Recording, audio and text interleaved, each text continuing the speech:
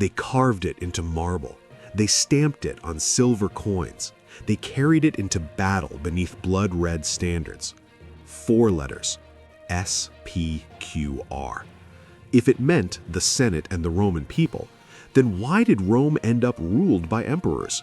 If power belonged to the Senate and the people, why did one man, Augustus, hold it all?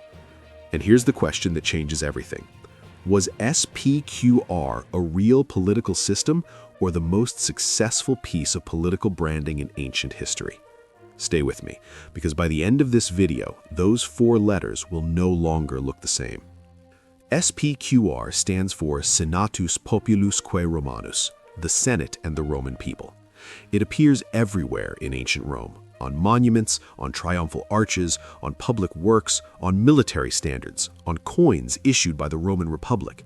You even find the full phrase in Roman political literature, in the speeches of Cicero and in Livy's Ab Urbe Condita, the monumental history of Rome's foundation. It wasn't decoration, it was identity. It was authority. It was the Roman state speaking in its own name. But to understand what SPQR really meant, we have to step back to a time before emperors, before marble imperial forums, before Rome ruled the Mediterranean. We need to return to the birth of the Roman Republic. Around 509 BCE, Rome expelled its last king. The trauma of monarchy left a permanent scar on Roman political culture. Kings meant tyranny. Kings meant humiliation. Kings meant the loss of elite control. So the Romans built something radical for their time, a mixed political system designed to prevent any single individual from dominating the state. Power was divided.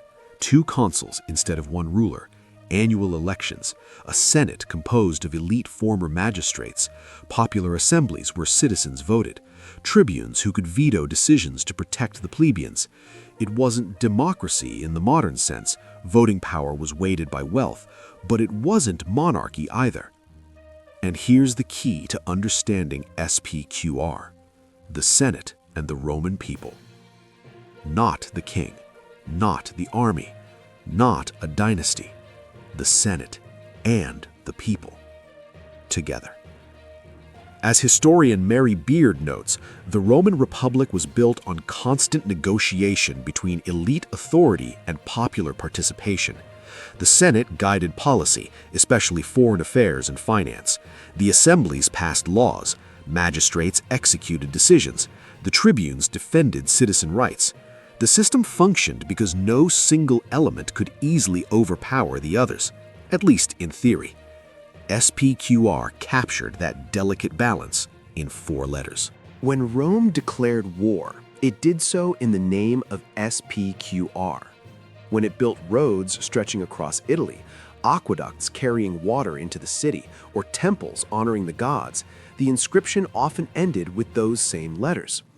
SPQR wasn't just symbolic, it was constitutional language. It told the world that Rome was governed not by a king, but by a political partnership. But partnerships constrain.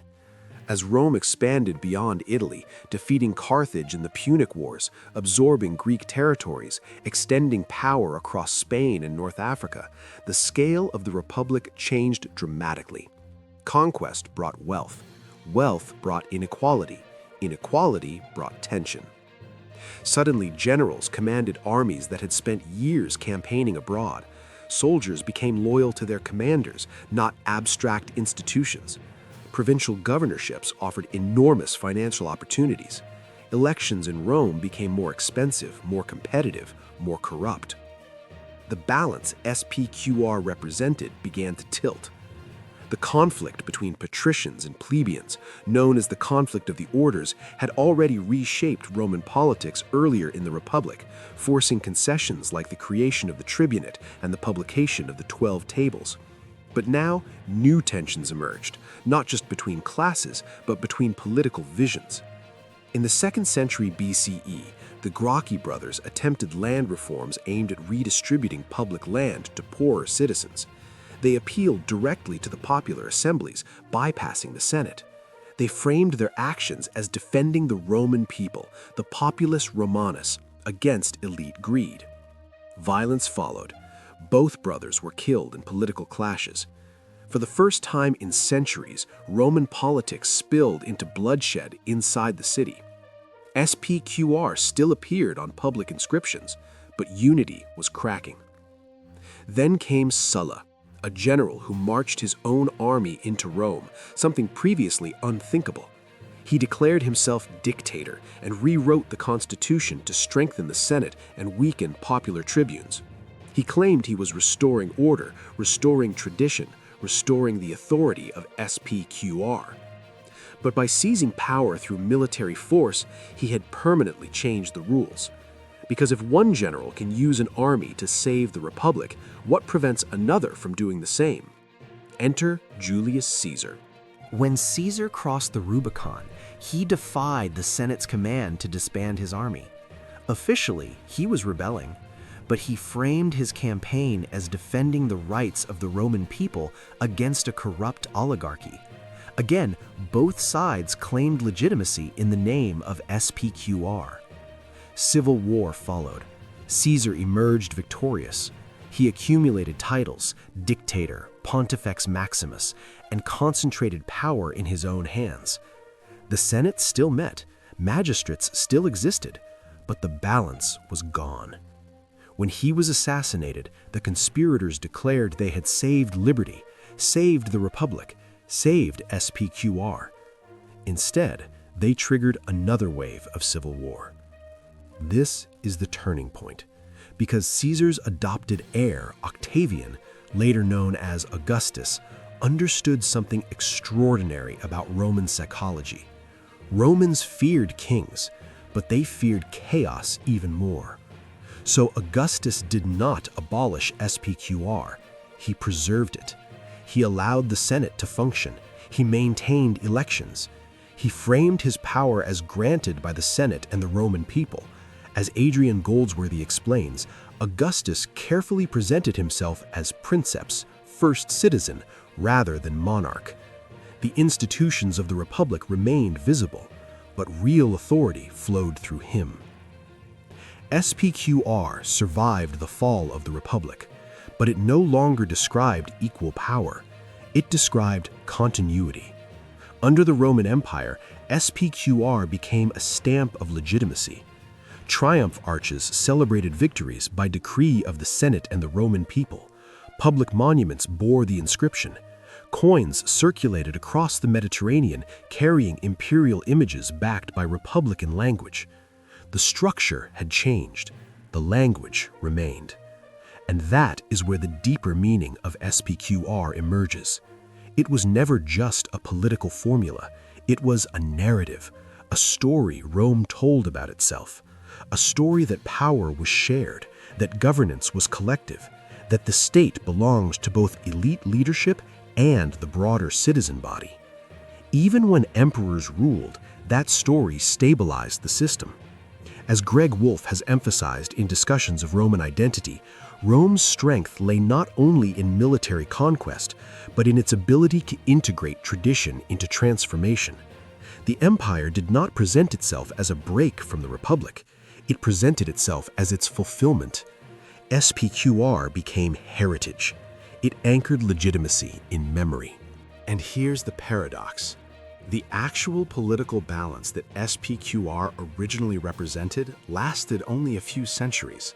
The symbol endured for millennia. You can still see SPQR today in modern Rome, stamped across the city's infrastructure. Not because the ancient Senate governs Italy, but because the phrase has transcended its original constitutional function. It has become identity itself. So what did SPQR really mean?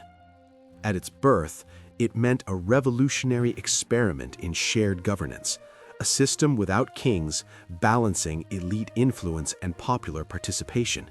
It helped Rome expand, survive crises, and dominate the Mediterranean. But as expansion reshaped society, the balance weakened. Military ambition, economic inequality, and political violence eroded the Republican framework. SPQR shifted from description to aspiration, from constitutional reality to political myth. And yet, That myth was powerful enough to hold an empire together. SPQR did not prevent the fall of the Roman Republic, but it made the rise of the Roman Empire possible. And that might be its greatest legacy. Because political language does more than describe power, it legitimizes it. The next time you hear a government speak in the name of the people, remember Rome. Remember SPQR. Remember how 4 letters can preserve tradition while transforming reality. And here's the bigger question, one we'll explore next time.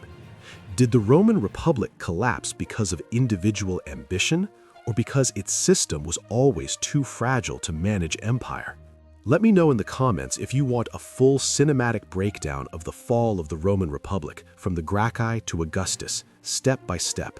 If you enjoyed this deep dive into SPQR and Roman history, like the video, subscribe for more documentary-style explorations of ancient Rome, turn on notifications, and share this with someone who loves Roman history. And tell me below, was SPQR real shared power, or the greatest illusion Rome ever created? I'll see you in the next chapter of Rome.